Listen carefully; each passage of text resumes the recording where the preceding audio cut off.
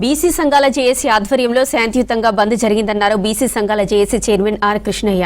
గతంలో బంద్లు పట్టణ ప్రాంతాలకే పరిమితం అయ్యేవని, ఇప్పుడు పల్లెల్లో ఈ బంద్ కొనసాగిందని తెలిపారు. బీసీ బంద్కు అన్ని పార్టీలు మద్దతిచ్చాయన్నారు. బీసీ నాయకుల అక్రమ అరెస్టులను తీవ్రంగా ఖండిస్తున్నట్లు తెలిపారు.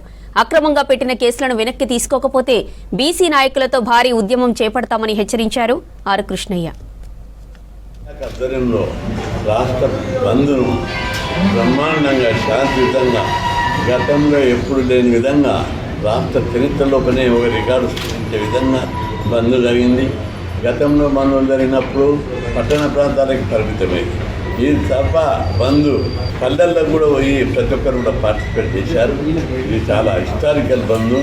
ఈ బంద్కు అన్ని పార్టీలు, అన్ని సంస్థలు స్వచ్ఛందంగా ఈ బీసీ సంక్షేమ సంఘం నాయకులను, జాత్ నాయకులను అక్రమ అరెస్టులకు దిగజారి కేసులు పెట్టారు.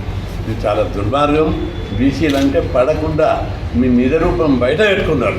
ఏం బీసీలు అంటే రోడ్డు మీద ఉన్నారనుకుంటురా, తమాషా చేస్తురా? ఏ పద్ధతిలో కేసు పెడతారో దొంగలు కూడా అర్ధరాత్రి పట్టుకురారు. ఒక నాయకులను అర్ధరాత్రి పట్టుకొస్తారా? ఖబర్దార్, ఏం వదిలిపెట్టాం.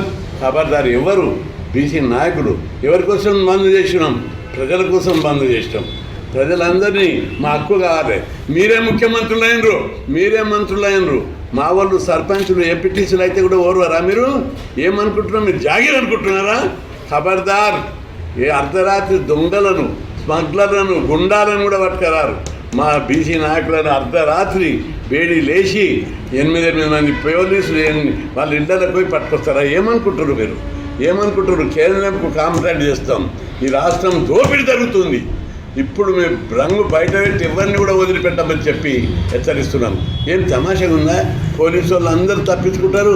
ఒక బీసీ ఆఫీసరు ఇట్లాంటి అక్రమ అరెస్ట్ వద్దన్నందుకు ఆయనను ఇమ్మీడియట్గా ట్రాన్స్ఫర్ చేసారు.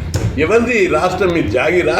ఇప్పటికే దోపిడీ చేసి కొల్లగొట్టి భూములు మీదే గుంజుకుంటున్నారు, ఆస్తులు గుంజుకుంటున్నారు. అన్యాయంగా ఈ రాష్ట్రాన్ని అప్పులపాలు చేసి తెచ్చిన అప్పులను కూడా దోసుకుంటున్నారు. ఇంత చేస్తుంటే మళ్ళా సాలదన్నట్టు, ఇది రాలదన్నట్టు బీసీలను మీరు తొక్కడానికి, రాజకీయాన్ని అంచిపెట్టడానికి, 42% తప్పించుకోవడానికి, నోరు లేకుండా చేయడానికి అక్రమ